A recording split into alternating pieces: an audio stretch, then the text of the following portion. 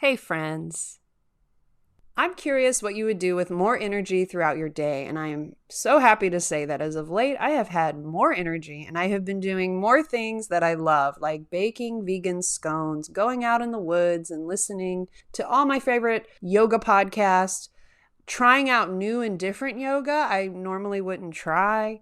It also seems like I've gotten more checked off my to-do list without even trying. And let me tell you my secret. I've been taking Magic Mind every day. Magic Mind contains all this good stuff like matcha, mushrooms, honey, and more. You get these really amazing benefits as a result: increased focus, attention, better sleep, decreased stress. The benefits build over time as well. I've been taking Magic Mind for 12 days now, and I can really tell a big difference. I drink less coffee, my digestion has improved, I'm in a better mood, I'm calmer, but most importantly, I have more energy to do the stuff that I love. I think of Magic Mind as an easy entry point in finding your creative flow state. If you would like to check out Magic Mind for yourself, use the promo code YOGA14 for 20% off your first time purchase, and it stacks up with the built-in 20% discount for subscriptions, for a total of 40% off your first subscription to Magic Mind. It is a deal. The link is provided in the show notes. Remember to use Yoga14 at checkout. I look forward to hearing how you will use that extra energy.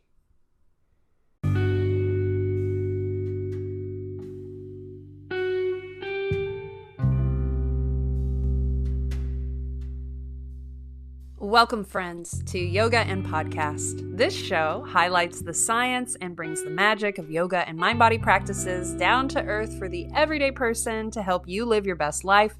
I'm your host, Ashley Weber, a yoga and Pilates teacher and a forever student who is oh so curious about all things yoga and. On today's episode, we will explore yoga in midlife with Tori Hicks-Glogowski. She is a yoga teacher who specializes in yoga for women in their midlife. Her business is called Meet Me on Your Mat. Tori is all about empowering women in midlife to challenge them in finding a more advanced yoga practice. I found this conversation truly inspiring. Tori sheds light on why we might create self-limiting beliefs about ourselves when we reach midlife and how we might be able to change that storyline. I am excited to share with you this conversation, so let's sit back, relax, and enjoy the episode, y'all.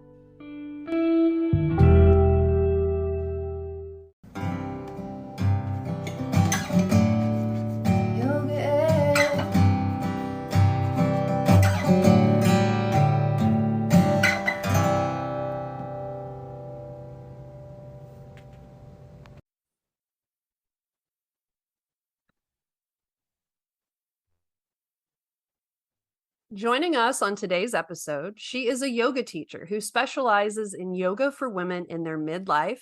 Her business is called Meet Me on Your Mat. Please welcome to the show, Tori Hicks-Glogowski. Hey, Tori, how are you today? Hi, good to see you, Ashley. So would you like to introduce yourself just a little bit more and share who you are in the world of yoga? Sure.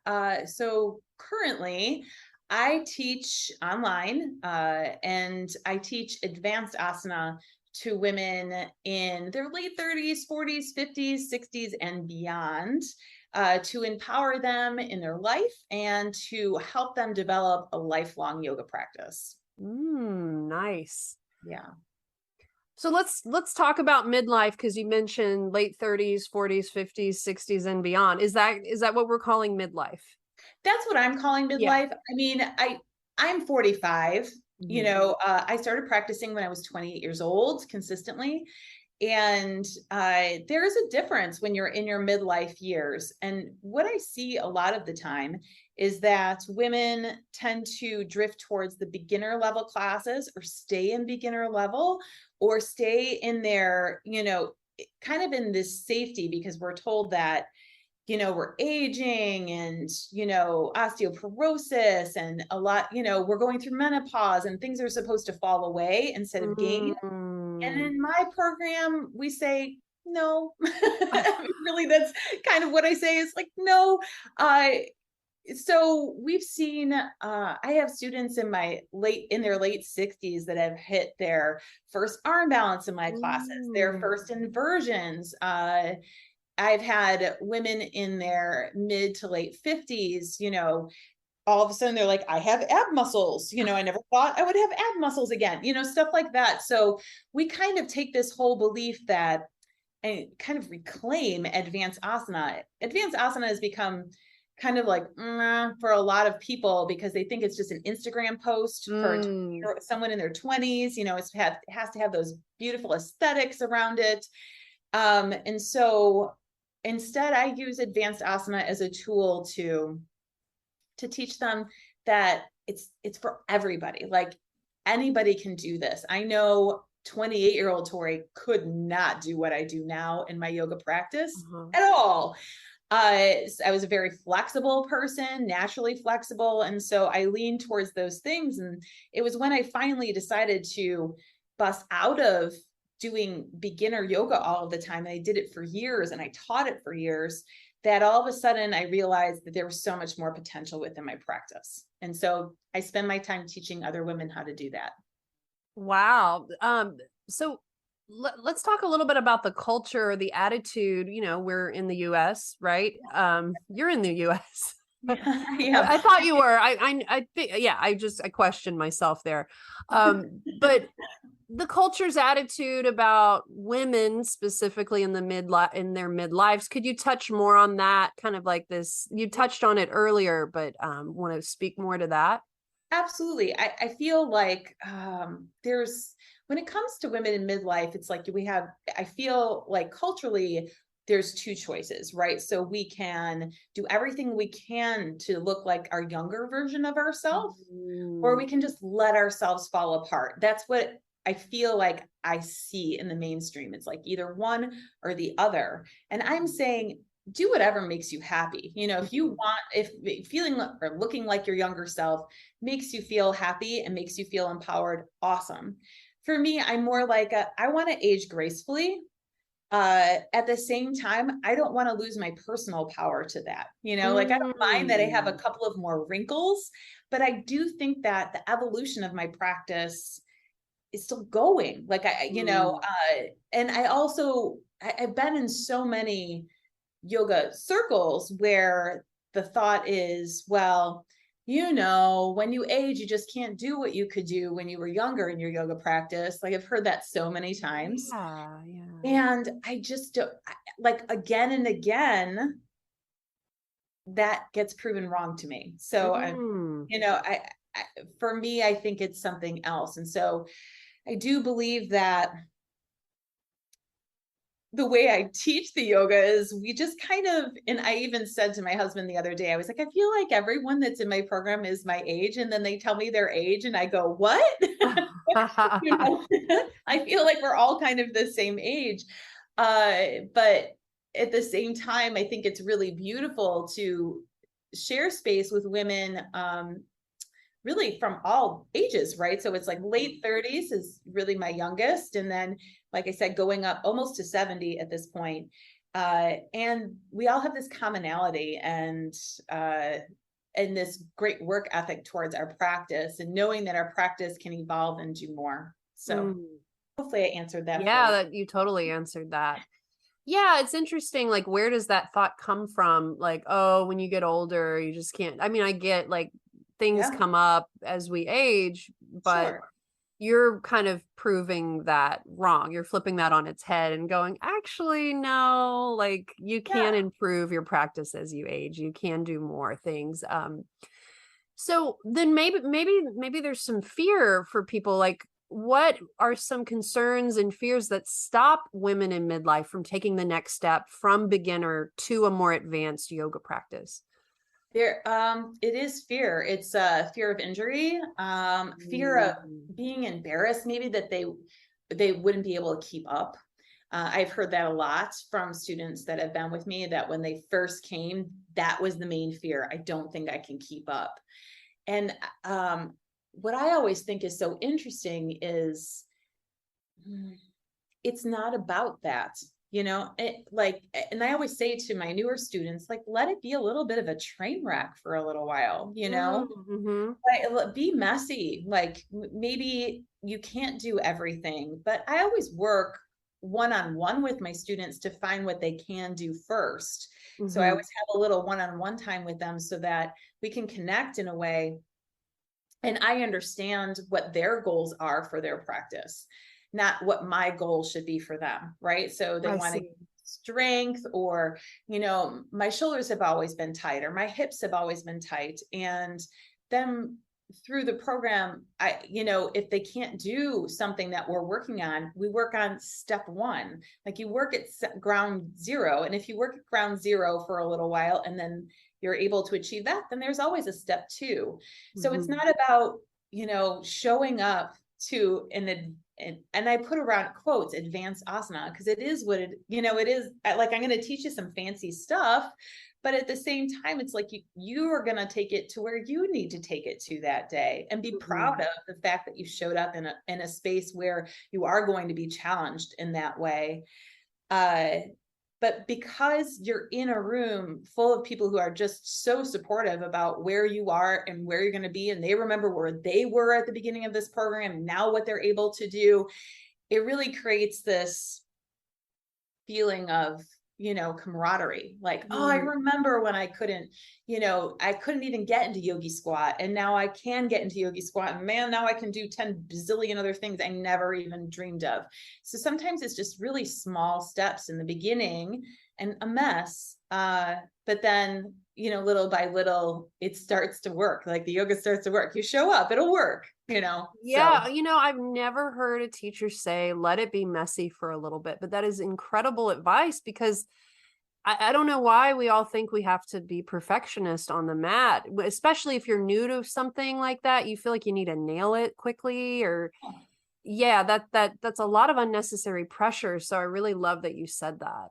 That's there's just too much perfectionism with when it comes to women. Like, we feel like we have to be perfect in everything, and I think it's mhm. nice to be a little messy. I'm a little messy. Like, not everything is going to go perfectly for me in my practice, or even sometimes as a teacher, and therefore you go, but I'm a human being. It's not about it being absolutely perfect all the time. It's about real human beings connecting with each other through yoga practice and evolving together as a group, being around like-minded people that have similar goals than you is empowering.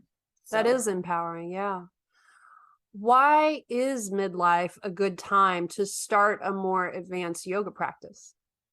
okay. So I think midlife is ideal to begin it, because usually if you're interested in doing arm balances or inversions, or taking your back bending practice a little deeper, or just curious about where you could take your yoga practice, you usually don't have the time when your kids are little. You just Mhm. usually are at the whim of their schedule, and your work schedule, and how do you make it all work. And I'm not saying it's impossible, but I do think that women in midlife are starting to see their kids be a little bit more independent. They're going into middle school, they're going into high school, they're graduating from college, and so they are starting to see, oh, I do have the space to explore something that I've always been curious about, and Cool. whether and kind of reclaim my time for myself. So I always think that I think that's why it seems to be happening in midlife with my students. That's where I see it. Yeah, it's because they have the time and the space to devote to themselves at this point. Oh, that's cool. So I have a question of, can your yoga practice get better or worse as you age? But you already answered it, right? You've given examples of your students like being able to do things they couldn't do when they were younger, like arm balances, or just the fact that you mentioned a client had ab muscles for the first time in her 50s. Would you care to speak more on that? Yeah. Uh, say the question again, Ash. Yeah, I will.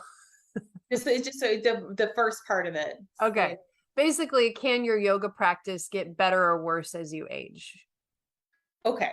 So because I had the thought, and then it went away. Now it's back. Okay. So yes. this is what, to expand on this, your yoga practice is going to evolve and change.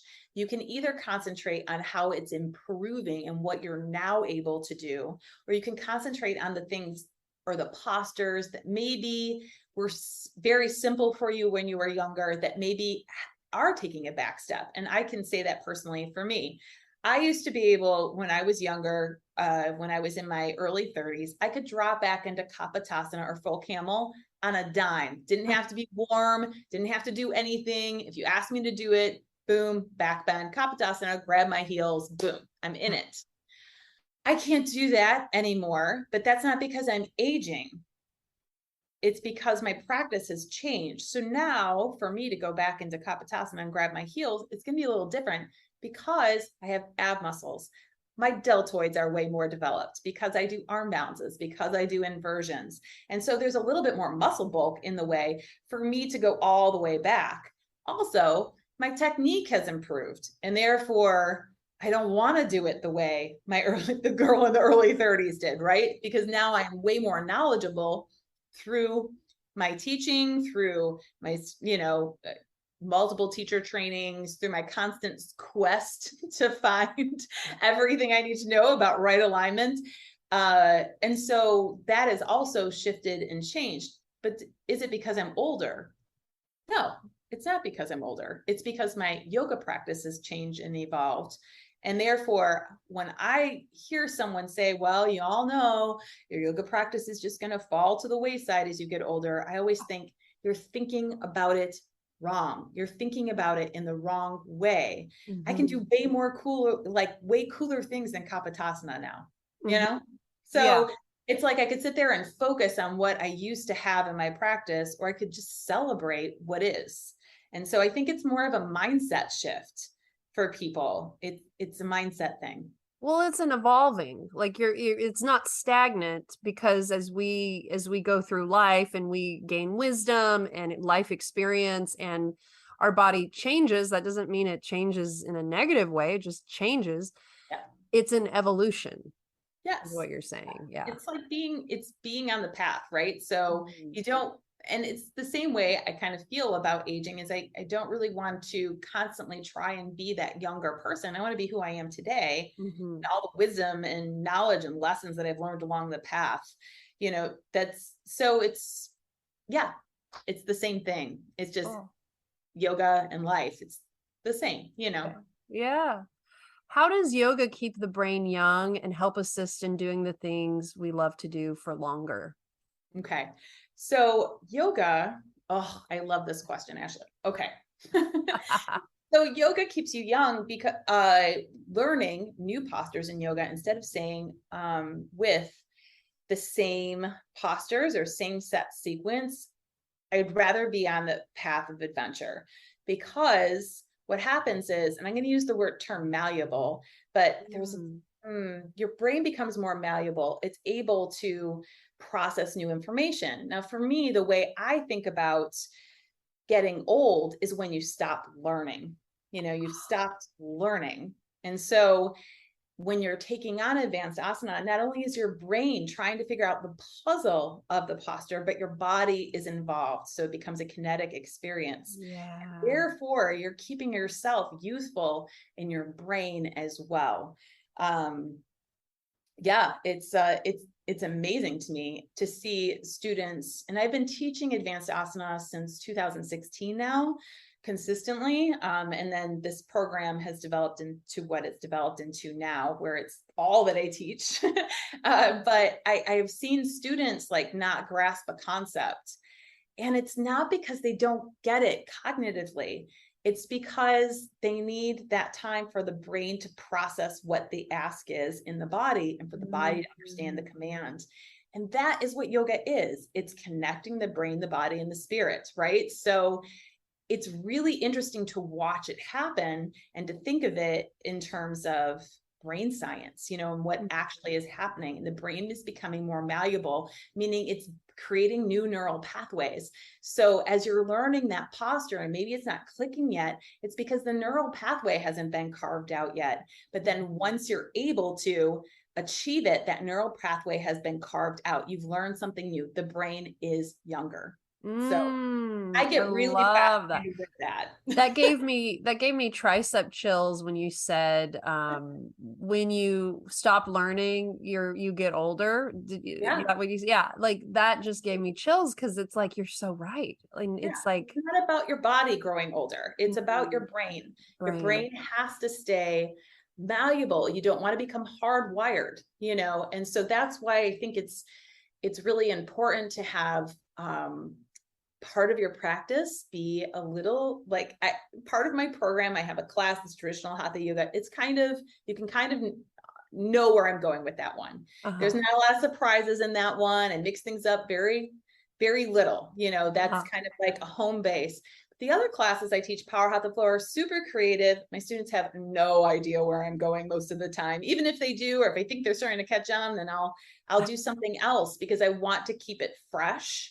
And I want them to keep the brain learning in that way as they're processing the sequence and the work in front of them. Yeah, keep them on their toes so they don't know what's happening next.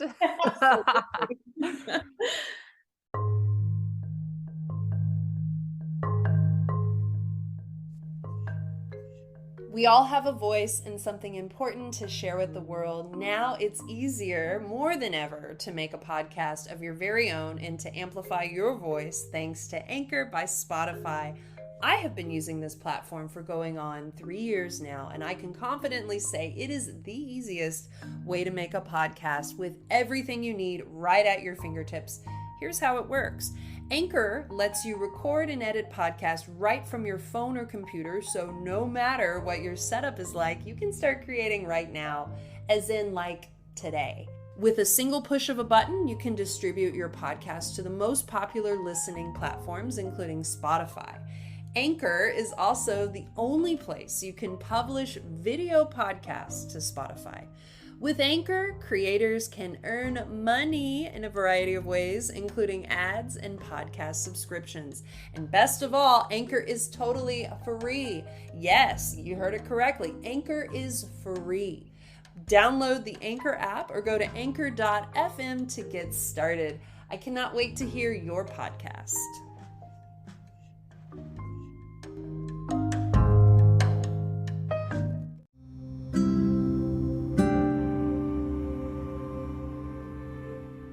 Hey friends!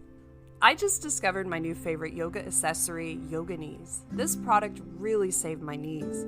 Yoga Knees helps solve the problem of those times in class when we kneel on hard surfaces like your yoga mat. Now your knees can also be pain-free with Yoga Knees.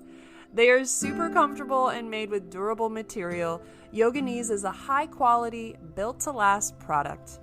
They are a woman-owned business manufactured by women and made in the USA. When you buy a pair of Yoga Knees, $1 of the proceeds goes towards St. Jude's Children's Research Hospital. Yoga Knees is giving you all 10% off your first order. Go to yoganees.com, that's spelled YOGAKNEES.com, and use promo code YOGAAND at checkout. The link is in the show notes. 30-day money-back guarantee. Remember to use promo code YOGAAND to get 10% off.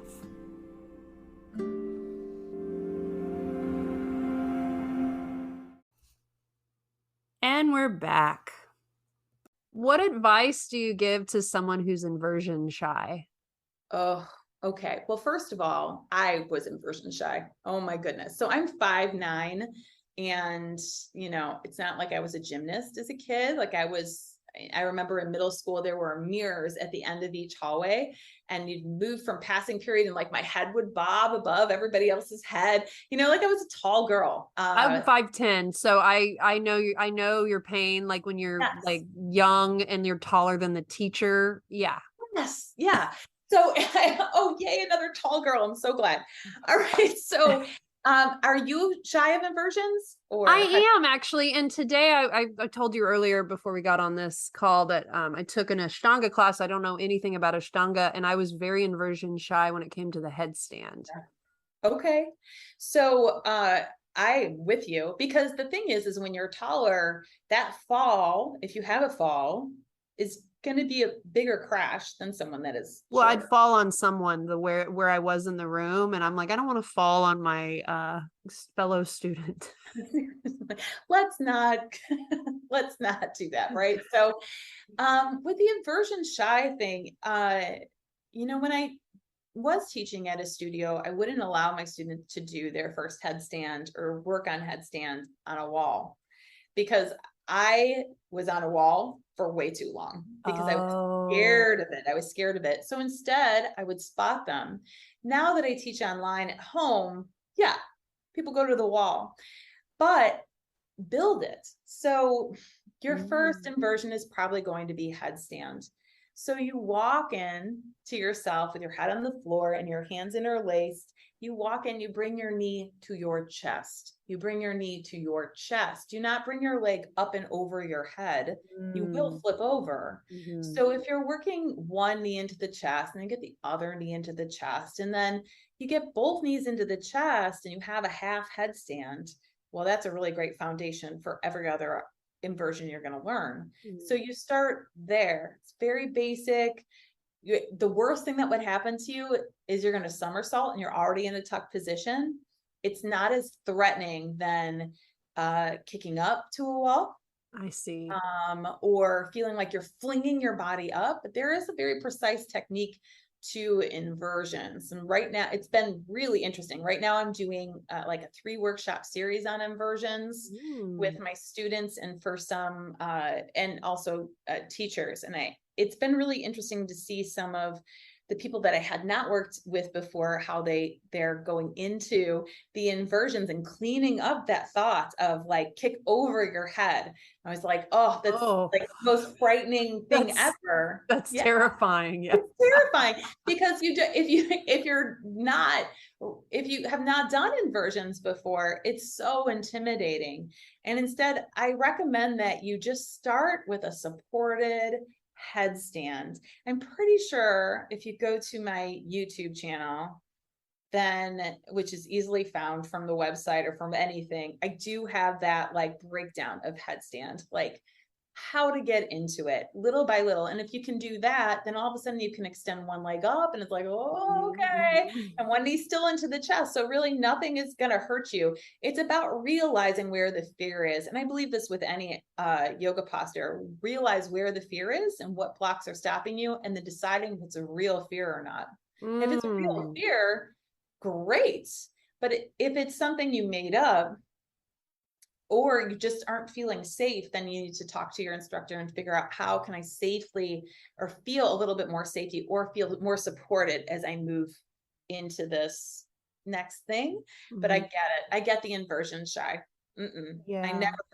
I never thought I'd be teaching inversions. Let me tell you, that's one of the biggest surprises that I have for myself. I was like, oh, I teach Yeah. this. Well, it Okay. sounds like you're really highly skilled at breaking down these more advanced moves, and it sounds also like consistency. Like you said, let it be messy for a little bit, but Yeah. then I mean, I gather the consistency is where it's at, is how you build, right? It is like Yeah. okay, so if you've never done inversions and you make the choice, like I would like to add inversions to my yoga practice, and I highly recommend it Hmm. because that that has been the one thing that, man, once you start working through that stuff, you feel so powerful and you walk a little differently. Like every time I've done a heavy inversion class or an inversion work with myself, I always like stand so much taller the next day. It's like Yeah. because you've been inverted for a while, so your spine is lengthened up, but you also feel your core in a different way. And so Mhm. you're moving through your life a little bit differently and usually with a pretty confident gait. But with inversions, it's really such an empowering practice. So start, make the choice, but do it in a way that you do feel supported and that you don't feel like there's an expectation in the space that you're trying to do it, Mhm. to do something crazy. Work where you are, and then make sure that you do it more than once a week or once a month. Like you're never going to get into headstand if you only try to do it once a month. I mean, that goes for any advanced asana. Like if you are only able, like your studio only has an intermediate or advanced class once a month, things aren't going to change very quickly, you know? Mm-hmm. So it's about consistency and showing up for the class that challenges you more than once a week. Yes, I completely agree with that. So you teach primarily online yoga. So my question is, why is taking online yoga awesome, and how does it compare to an in-person practice? Sure. You teach online too, Ashley, don't you? Or Mhm. yeah. I Okay. like it. I like it a lot. Yeah. Yeah. Don't you? I just I'm biased. yeah, I am biased too.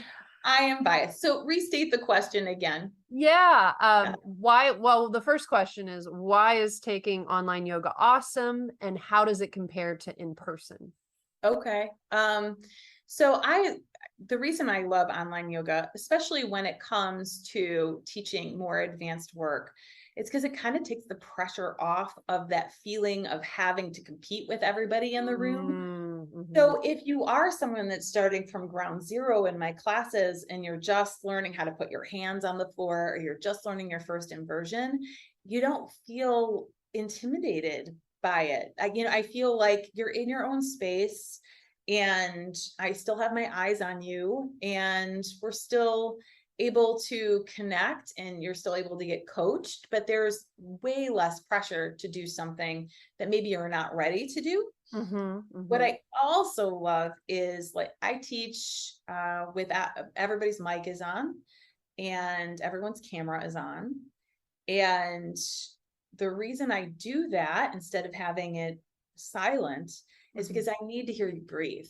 Mm. So I try and mimic as much as I can to what it would be in an in-person. Now, some people, yes, are muted. Like say the dog starts barking crazy, they're going to mute themselves. Or something really crazy is going on in the space, then that person gets muted or does mute themselves. But I think it's a really empowering thing to do it with the mics on so that I can hear you, so that you can be in the middle of a posture and say, hey, I don't understand. Can you demo it again? Or what hand grabs what, or stuff like that, instead of having to run up to the chat box and destroy that Yeah, yeah, that moment. makes sense. Yeah. And then also, sometimes I'll be teaching something that I'm making air quotes that my students think are it's crazy, right? So I'm demoing something that's crazy.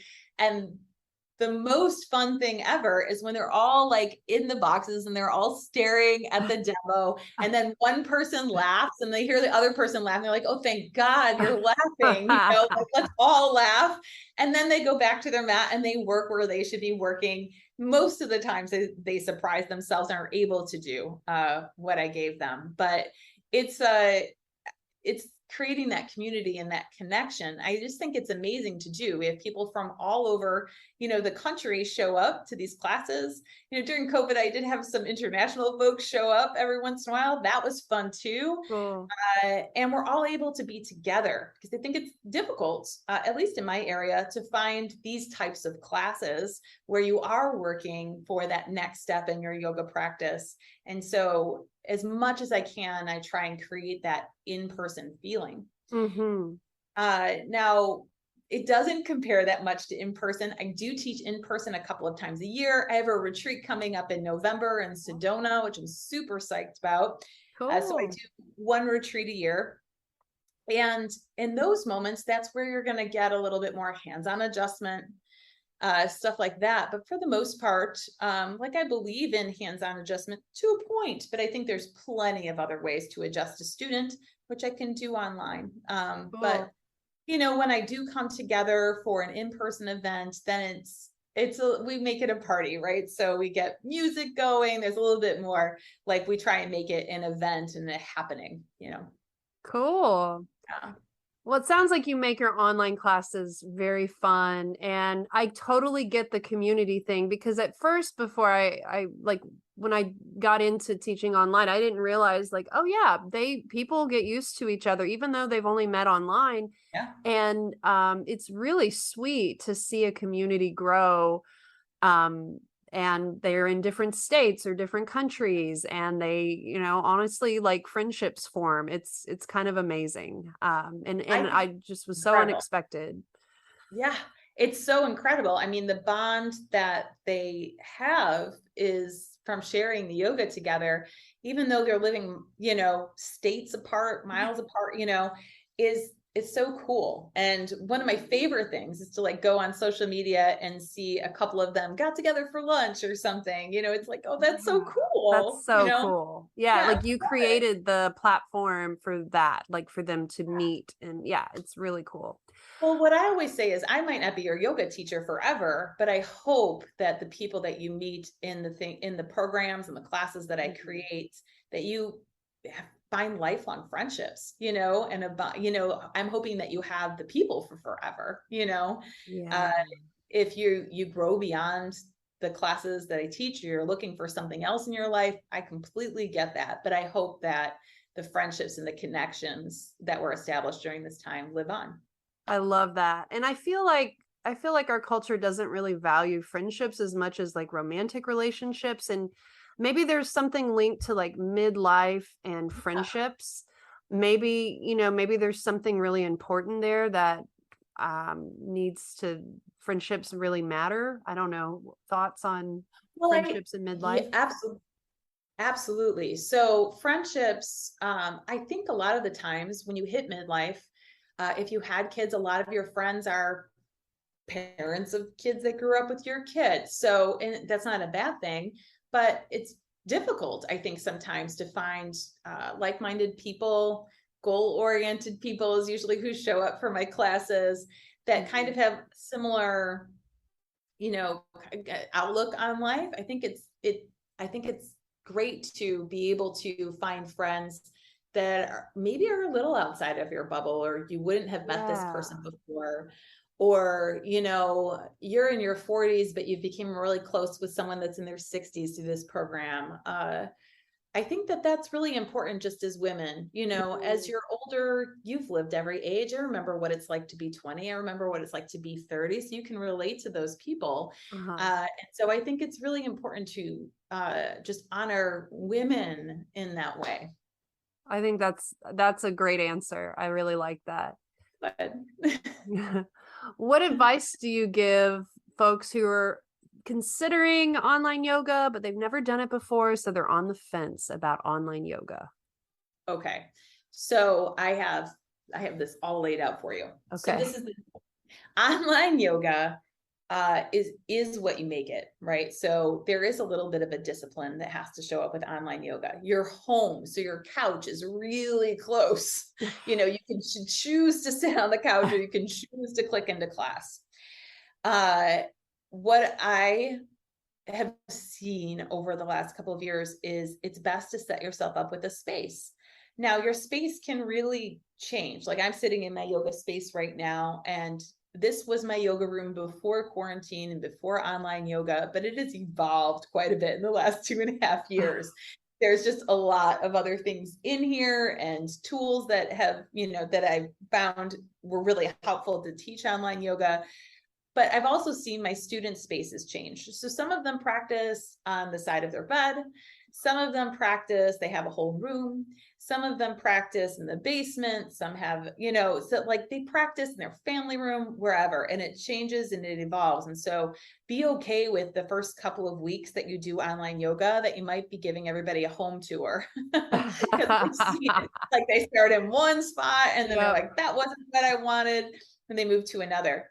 And other simple tips is have a port for your device. So if you're on an iPad or you have a Ah, laptop, have a port for your device so that you're not leaning against something. It's not going to fall apart. It's not going to fall off a ledge or anything like that. Or if you need to move it with you to get a different camera angle for yourself, that it's a 2-second thing instead of this thing that disrupts your practice. And I always recommend this: hook your device up to a bigger screen if possible. It's just one cable, an HDMI cable, and you'll feel like you're directly in the room with everybody when you do that. It's so much different than when you're just sticking to the small screen. If you do those three things, you'll find success. Those are some really good practical tips. Yeah, I hadn't thought about all that. Thank you Oh for my sharing that. Yeah. God. Where can we find you online and out in the world? You can find me anywhere where it's meetmeonyourmat.yoga. So my website is meetmeonyourmat.yoga. My handle on Instagram, Facebook. I even think TikTok, though I'm not on there as often. I'm just kind of dipping my toe into that space. I'm not really sure of it. But yeah, out there, meetmeonyourmat.yoga. And they do have a free fundamentals of arm balancing workshop that's out there, total freebie. In 15 minutes, I tell you exactly what the pros know about arm balancing that will help you get flight. Cool. And yeah, so it's like just 4 steps. And if you get those 4 steps, if you just bring them to your brain, if you just absorb them, then even if you don't take flight after that 15-minute workshop, you will be so much closer to taking flight in your first arm balance. So that's free on the website. You can go, it's all over the website. You'll see it. Cool. And then you mentioned your retreat. Tell us more about your upcoming retreat. Yes. So last year was my first retreat and it sold out in 8 days. I was floored. I had always been a little shy about doing a retreat. And then I was like, oh, maybe I should have been doing this for a while. So we had so much fun. We went to West Virginia last year.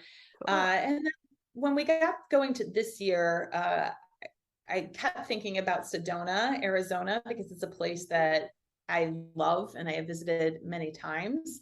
And I was like, that would be really fun to share with people because I so love it. And I found this great space where I was able to take over this floor of this boutique hotel, and it opens up to a shared terrace. So we won't be practicing like in a hotel ballroom or in some enclosed space. It's Sedona, you want to be outside. Yeah. So we're going to be outside on this shared terrace practicing our yoga. We've got some good hikes planned and a pink jeep tour. It's going to be so fun. I can't wait. So that's in November.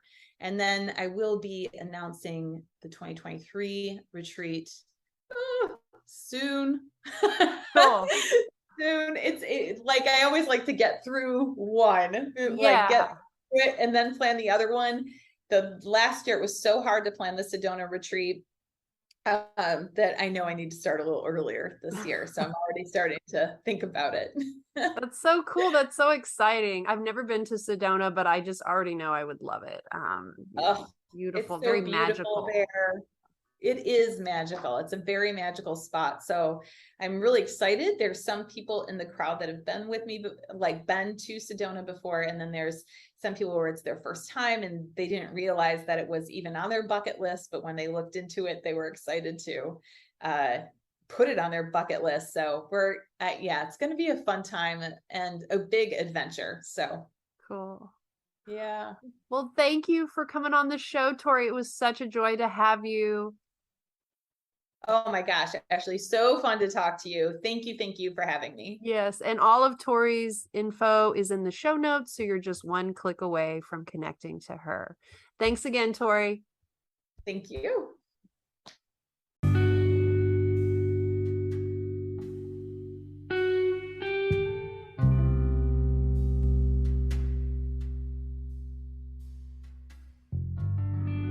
I hope you enjoyed today's episode all about yoga and midlife with the knowledgeable Tori Hicks-Glogowski. Be sure to connect with Tori. All of her info is linked in the show notes, so you are just one click away from connecting with her, and I highly recommend that you do that. I have a favor to ask. Can you text this episode to just one friend who you know will love yoga and podcast? We thank you in advance for the favor. Word of mouth helps support the show in reaching a greater audience, and we could not grow without you. If you would like to say hi, you can drop us a line. Our email is yogaandpodcast@gmail.com. The and is spelled out YOGAAND podcast@gmail. You can also follow us on Instagram @yogaandpodcast, and we will follow you right back. The theme song is performed by Ali Holder. Graphics, guest booking, and media by Bentley and Chloe Productions. Thank you for listening.